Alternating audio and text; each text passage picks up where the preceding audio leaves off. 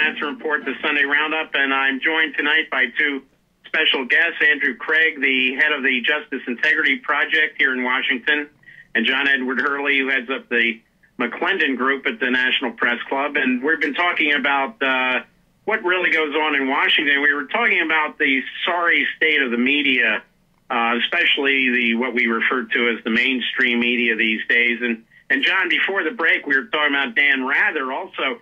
Now, he got into it when he covered the White House with Richard Nixon. Of course, here's another individual who later sort of was overcome by events. And Andy, jump in on this, because we've seen even the mighty have fallen. And I certainly wouldn't put Glenn Beck in the category of a journalist, but he's a propagandist. But Keith Olbermann, who really got his start with ESPN, he also didn't say what was popular or didn't do what was popular. And so even the corporate media will take down their own, as we saw happen with Dan Rather. You know, eventually, even though Nixon probably was just as upset with Rather as he was with Anderson, but there was obviously never, I don't think there was any plans to knock off Dan Rather, but they got him much later, of course.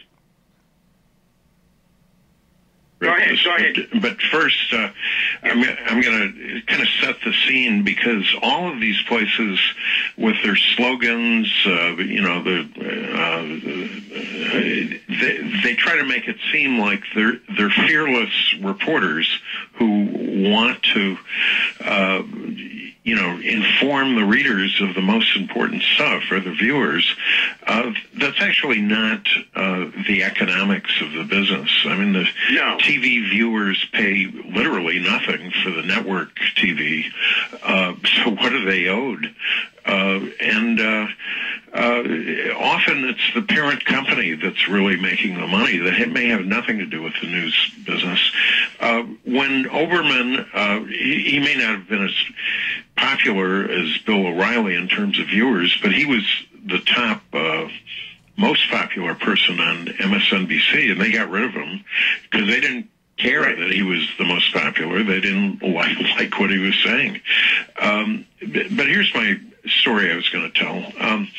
At the downtown, I'll maybe protect the guilty here by not being too specific, but the economics of the mainstream media are tough. They're losing a lot of their advertising, partly because they don't tell readers what they need to hear, so it's a spiral down.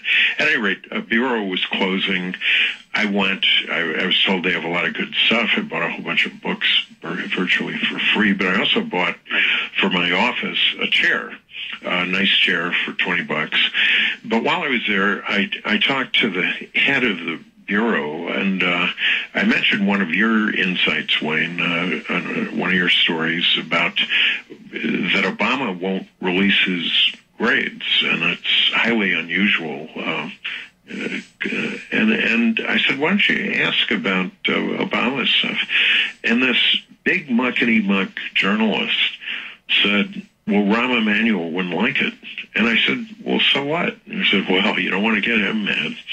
And, that's the attitude. And I've got other stories like that. In fact, I know you guys do too. But here they are, the supposedly fearless journalists, and they're too chicken to ask a basic question because, some staffer at the White House might not be happy with them as a reporter. Doesn't that say it all? Andy, thanks. You were actually hosting there temporarily. We lost the signal. I lost the call. So we're having a multitude of technical problems tonight. But I do know what you're talking about. And John, you, of course, you've seen this, how the corporate media has just become more lickspittles for, each administration. The questions are not even questions any longer. And of course, we saw that with the Bush administration with Jeff Gannon, who was basically tossing the talking points, Republican talking points, to George W. Bush in the White House briefing room. Plus, he was put there by Everly, you know, the Everly brothers, right. Not the musical crowd, but the ones Republican direct mailers. Yeah. And he was put there by Everly, and Everly has, you know, they've been around Washington for a long time. And then Gannon didn't really have any, you know, he wouldn't even. This guy had no resume at all. I mean, as far as nothing to pad. But then he comes in, and then he gets, which happens to go with the White House Communications Office and the press office, right. Which are people that are not picked for what they. It's not 100% true, but it's getting to be 90% true that those people, if you look, during the Reagan administration, for instance, you had Todd Blodgett, who was in the Reagan administration. He was a political guy that came from a Republican family out of Iowa. Right. And he was a dirty trickster type guy, Lee Atwater. I mean, no press at all. Other than Donald Segretti, the other guy. Dirty trickster. Yeah. And then he's in the communications office. And then you go, and today, well, when of course, everyone, this is not Democrat or Republican, they both do this. Yeah. To manipulate it. And then they got up to George W. Bush, and right now, they had a guy in there that was a behind-the-scenes guy, and his name is Taylor Gross. And Taylor Gross then sets up a PR firm after coming out of the White House. He sets up a powerful corporate PR firm representing people like gazillionaires like Joe Ricketts, you know, of Ameritrade and the billionaires and all that people. And he does, Vets for Freedom, you know, with Wade Zirkle of Fox News, Vets for Freedom. And all it is it's a recommendation for war and more war. And we've seen the Koch brothers, and jump in here, Andy, on that. The Koch brothers funding all these operations, too, many of whom have the imprimatur of being journalist organizations, but they're basically, these are propaganda operations doing their business for the Chamber of Commerce and others. Well, exactly, and some of these people who are funding all of these think tanks and quasi-journalism groups, and there's so much money at stake that they can afford to fund a whole range of activities, and it helps cloak their goals because, for example, the Koch brothers actually fund some Democratic stuff. Right. And so it's able to create kind of a sense of, they really care about the policies, and but the money that they make from these policies, like cutting down on environmental regulation, it's vast, and and ultimately we got to make the point that these are not just games.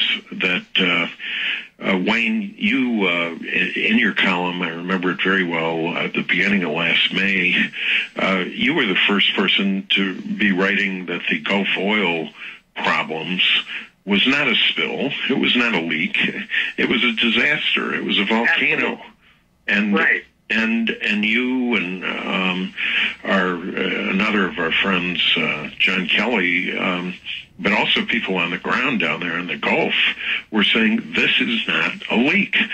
Right, right. And we see the same thing, of course, Obama trying to cover up for BP, actually letting BP run the whole recovery operation.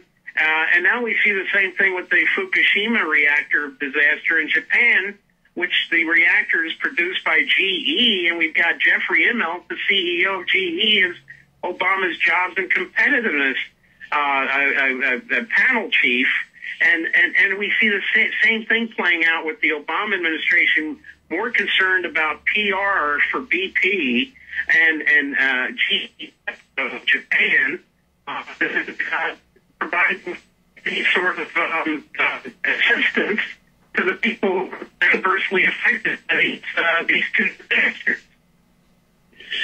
Well, I should say, too, that just, in the too strange to believe area of a big corporate power, you have, for instance, the last week's story was GE doesn't pay any taxes. Right. So they, billions of dollars in domestic and international revenue, but they pay no taxes. Well, of course, they never said, because they must know it, but they never said that the vice president for government relations, the one that's doing the lobbying, is Nancy Dorn. Nancy Dorn was Assistant Secretary of the Army. She was brought in here by Texas Congressman Leffler. Yes. With Whitting Hill. Matter of fact, married Whitting Hill. They were both brought in during the Reagan administration for one purpose. What was the purpose? To cover up Iran-Contra. Right, and we will talk about that revolving door. We've seen it so many times, the revolving door, government to corporation, back to government lobbying, right after this short break. This is Wayne Madsen from Washington.